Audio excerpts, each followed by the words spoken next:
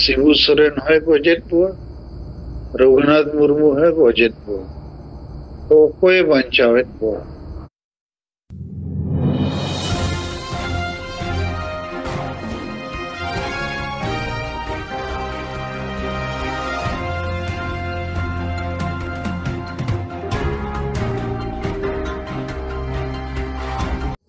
तेहिया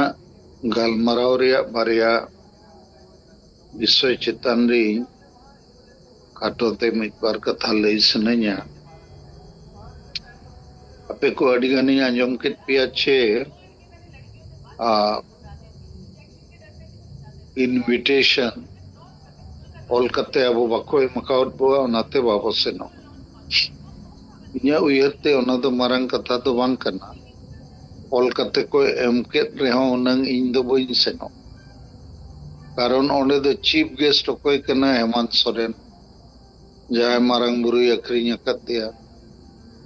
chief guest ओकोय कना जहां उणवी को आदिवासी को रोड का ओल का उनी कना हेमंत सोरेन और पूरे ओना दो जेएमएम को आकड़ा कना ओंडे दो सेन कते चेदम संदेशम एमा और सेनो को बार बार सेता सुक्री को मेन ठीक बाय बुझा जेते उनको को पता करना मान लिया सिलदा पता रे 1 लाख को जावरा करना ओंडे को इनवाइट हुआ तलावन भाषण एम पे तो ओंडे दो चेत ओकोय आंजम नहीं है अड़ी मरंग मरंग हाट हुआ मीड हाट लाख लाख को जावरा उनको अको कारबार लगित को सेनो ओंडे दो चेत भाषण एम आदो लुगु बुरु रे हो नितो भाषण एमो लेकन मामला दो बनुआ और नोआ दो नित सरकारी कार्यक्रम कना ओंडे ने डीएम चे डीसी ओकोय को वो चीफ गेस्ट को उनी नोआ लिस्ट जारी और उनी दो एमएलए एमपी को आगे ᱧᱩᱛᱩᱢে एमए जहां को धर्मगढ़ सला कोई मतलब बनुआ और नित हबी लुगुबुरु घट्टाबड़ी धर्मगढ़ के को ओलेया सरना धर्मगढ़ तो बाको ओलेया मिताव को नेवता लेदिया इनवा कथा की रकब करता है ना तो ओका धर्मगढ़ करना अदो सरना धर्मगढ़ ओल पे सपा सपा अदो नवा को अडिगान कथा मेना और ओंडे दो मान लिया इनमा बइन सेनो गया आपे पे सेनो रहो बाको रोड चो पेया इनखान अब सेंगल रे अड़ी बीजती हुआ एक तो रोड हो बेकार गया दोसर रेड सेटेर करते रोड हो बाको रोड चो अवकान होड़ को जापित चाबा लेया इनते हम टाइम तो एमोआ इनखान नवा हो तो बेइज्जती कना आदो नौकान परिस्थिति रे तो बाहर रे ताहे कते हो अब संदेश वो एम दाड़िया लुगु बुरु दो सरकारी अखड़ा बनावेना नवा दो सरना धर्म गाड़ दो बांग करना ना दो राजनीतिक गाड़ बनावेना नोडे कोई नीत हबी सरना धर्म कोड चल कते बो मानवता नवा कथा बांग प्रकाश लेना और हिंदू करण रे कमी को चला कान गया अड़ी गान मामला मेना अदो ओनाते अपे पे फैसला किया बाबो सेनो ठीक गया लेकिन ज्यादा होड़ दो ना चिट्ठी रिया कथा के पे ले किया वो चिट्ठी बको एम का तो अरे चिट्ठी एमो रे हो इन विचार हुई चे ओकोय को चिट्ठी को एमेया चेन को कमी करना ओकोय को अड्डा न बनावा करना और को सला इन गलमराव करना चे सीता सुक्री को सला अदो चिट्ठी दो अड़ी मरंग जिनिस तो बांग करना वखन ऑल कते को भेजा कर दिया लेकिन नोआ हो नेल हुआ अब संगेल अभियान दो अड़ी सरी मुनेते अब आदिवासी समाज लगी वो कमी करना समाज उतनाव लगी वो कमी करना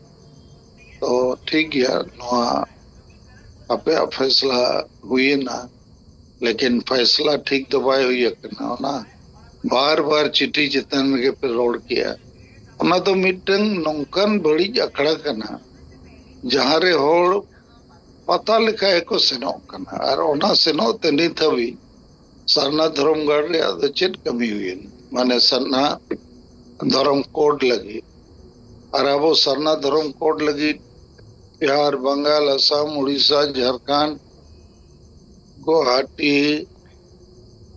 पटना, कोलकाता, रांची, बिहार गोटा वो रैली मीटिंग की मामूली कमी तो मांगकन नुकु चेत को चिका का नुकु मा जेएमएम रिन गुलाम कन अदो नोआ अखड़ा दो कमिरिया अखड़ा दो बांकना बोरम ओंडे बान सेटर काते अपे नोआ संदेश को था जहां मेंशनिंग करना दिसम गुरु और गुरु गमके इदी कते आदो नोआ कथा हो अपे उना गहिर बापे बुझाव दड़िया करना तब इन जाइन बुझावे उना दो नोआ करना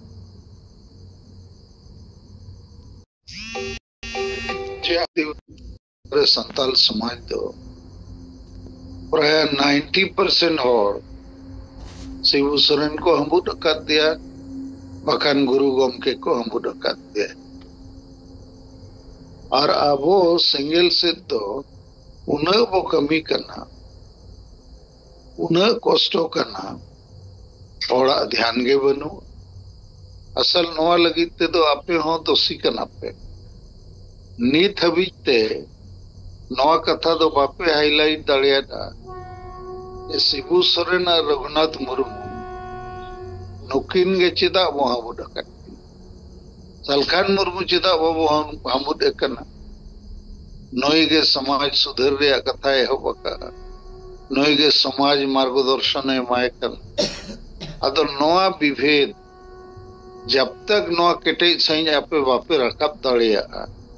मिट लेखा चे नुकिन खोज ढेर मा सलखान मुर्मू गे कमी अका सलखान मुर्मू गे मार्गदर्शन एमका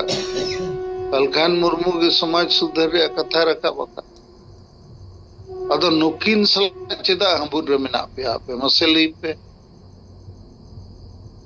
अदो आपे चेतन रे नो दो डिपेंड है कि सलखान मुर्मू जहाँ कमी कोई कमी का चाहे भाषा 8 शेड्यूल रिया हुई जे सीएनटी एसपीटी कानून बचाव रिया हुई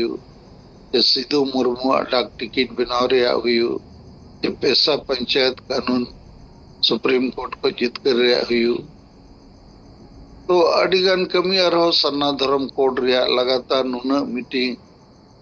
अतो नोआ को तो मामूली कमी तो बांकन और नीत नई गे नोआ मार्गदर्शन लईया आशा वसा जाति धर्म रोजगार को वो बंचावा बखान वो आदोआ नुकिन मा बकिन लईया नोम और सलखान मुर्मू के नीत नोआ नाम उडोक किया जो माझी परगना व्यवस्था रे सुधर लगती है नीचे चबाई लगती है वोट और राजनीति कथा बुझो हुई महिला सशक्तिकरण कथाओं लगती है और ओलो पढ़ा और को समाज सलाह गड़ो लगती है नुकिन मा नो वकिन मेनका वकिन कमी का गुरु गमके ओलताम रोडताम धर्मताम बचाओ ओल दो एमाट बोआ रोड माने जुदी भाषा बो मेना चेल लेकाते लहा 8 शेड्यूल ओना कथा वो बाय बड़ाया बाय रोल धर्म हो चेत धर्म और चेल लेकाते बंचा ओना हो बाय बड़ाया और ओल चिकी चे जहान लिपि गे भाषा कुछ बाय मरान लिपि कुछ दो भाषा और साहित्य लिटरेचर ओना मरांगा अदो इन खान दो चेत ए योगदान की जोखा जानी हांडी बो बंगाए गया और समाज रे बाबो राजनीति अनमा गोगोज हर कन अदो नुकिन गोगोज किन गे आबोरिन सांगे हर दो को हमबू डकात किना और आपे पलेट इन रिन जहां तिना समर्थक मेना पे नेता को कार्यकर्ता को आपे नो बापे रोड दड़िया कना शिबू सोरेन और रघुनाथ मुर्मू को तो मारांगा सलखान मुर्मू जुदी आदिवासी बंचा सनायत बुआ और आबुआ जुमित बखान रहो गुरु गमके nyutum बो ओलका इन नतारिंग बिचारे नो दो ठीक बाय हुईलन जब तक नौका केटे कते आपे वापे रोड़ा ते शिबू सोरेन और रघुनाथ मुर्मू को तो सलखान मुर्मू अबोय बंचाव दाड़े आबो नुई के बंचाव बकन तब तक नुकु होड़ा बहुत रेनो विचार के बाय बोलो ना चेल लिखाते नवा कथा सरी कन शिबू सोरेन रघुनाथ मुर्मू नुकिन गेबो हबुट ककिना चे सलखान मुर्मू वो हबुट तो आबो ठे नुना गान कथा मेना लेकिन आपे रोरोड़ को पे बोतरोआ ओना गे तो चेल लिकारे बो रोड़ा माने जहां गोज में कना है जहां मारांग बुरुई अकरिंग कना उनी गे हबुट का जहां सीएनटी एसपीटी कानून रपुदे उनी हबुट का जहां संताली भाषा राजभाषा बदल उर्दू बढ़ाव सने कना उनी हबुट का में आदो जेते मेना रे हो अब सेंगेल रिन नेता को आपे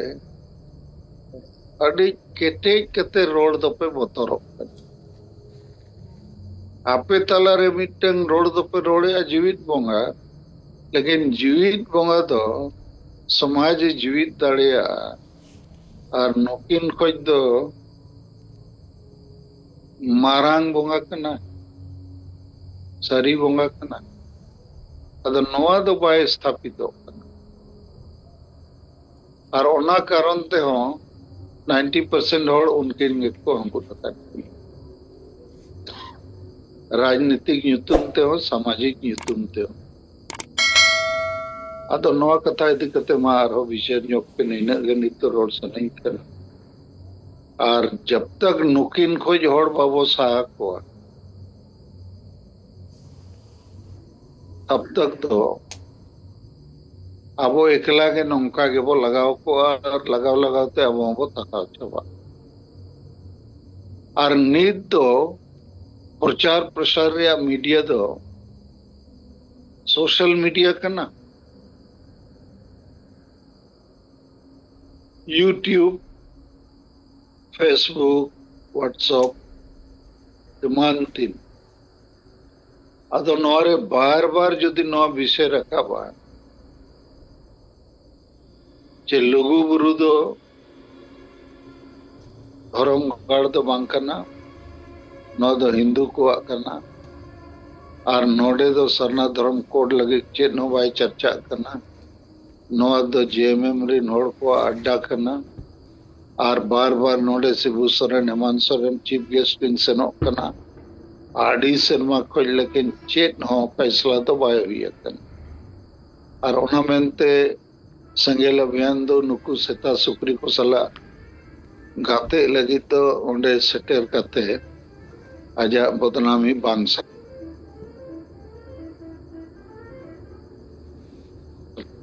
नीत आबे आपे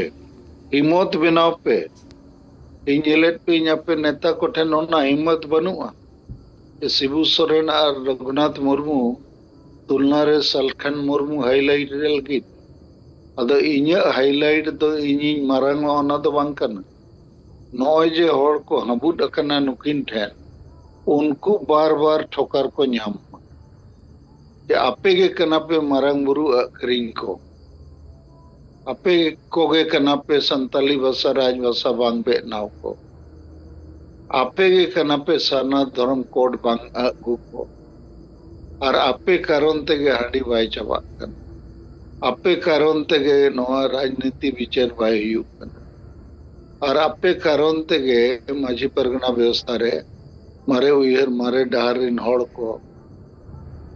ना भारत दिसम रे जनतंत्र और संवैधानिक दिसम रे होड़ को गोजेट को गुलामेट को तो ना दो मामूली गुलामी दो बांग करना और नवा वोट लगी शिबू सोरेन हेमंत सोरेन जेएमएम दो अब माझी परगना व्यवस्था वो कटेगा और गुरु गमके दो नवा को बाय विचार ला और उनाते रोड के बाय रोड दाड़िया अदो इन्या उयहर ते ऑल चिकी एकला बनाव ते दो चेत हो बाय हुआ ऑलचिकी बनाव अड़ी साल खोज साय साल सेरमा मड़ांग खोज के अब भाषा ताहे अकन 1000 साल खोज और ऑलचिकी बाय ताहन खान चेत भाषा गुजुआ बाय गुजुआ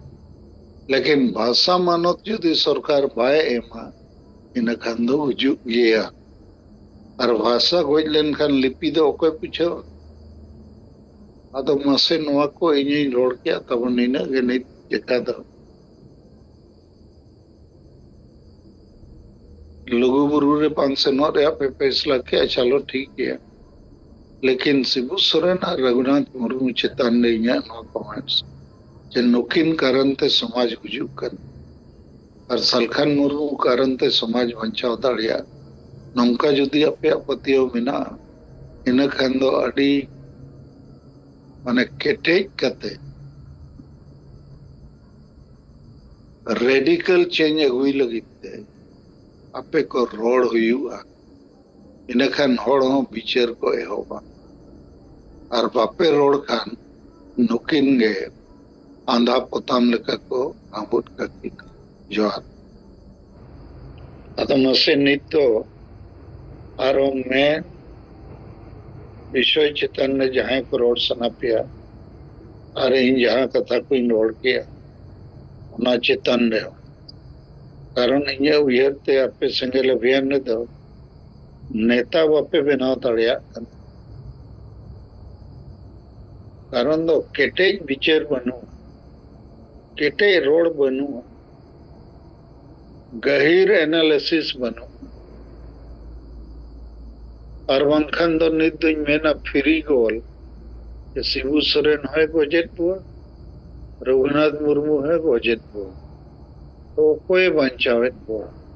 उना कथाओं तो बापे रोड दाड़िया कना ठीक ते बखान नित्य नोआ चेतन लगे उनंग बहस दो सोशल मीडिया माध्यम ते अड़ी केटेज बहस बेना इन आर मिटन कथा रोड सनिंग कना इन्या विचार ते अबो बाखर रे गुरु गमके अनुतुम मेना तीना जोथाता ओना हो थोड़ा लई पेसे कारण ऑलचिकी चेत ते दो सरना धर्म कोड हो बाय ᱧᱟᱢो संताली राजभाषा हो बाय बिना भाषा हो बाय बंचा जाति जुड़ू हो बाय बंचा डोमिसाइल आरक्षण रोजगार हो बाय बंचा नोआ चेत ते तो चेत बंचा चेत हो तो बाय बंचा नोआ को जेते बड़ी जो जुदी अब वो मेना हांडी के वो न्यूया तो खजनी राजनीति के बाबू गलमरा इन कन मच्छी नवाय बंचा अब हो बाबू बंचा अतो नोआ हो मिटंग आंधा पतियो लेकन जिनिस रघुनाथ मुर्मू सला अब वो गो आका तो नोआ चेतन न जदि पे रोड तलिया तब इन नित नोइन बुझोया जे नोआ लड़ाई तो नित आखिरी स्टेज रे आपे अगु हुआ नुकिन दो गोगोज किन कना किन और नुए बांचाव कना नौका बापे रोड दाड़िया खान उनको हंबुद अकान होड़ ओंडे खोज बाको उछेड़ोआ बाको बिचारा जोहार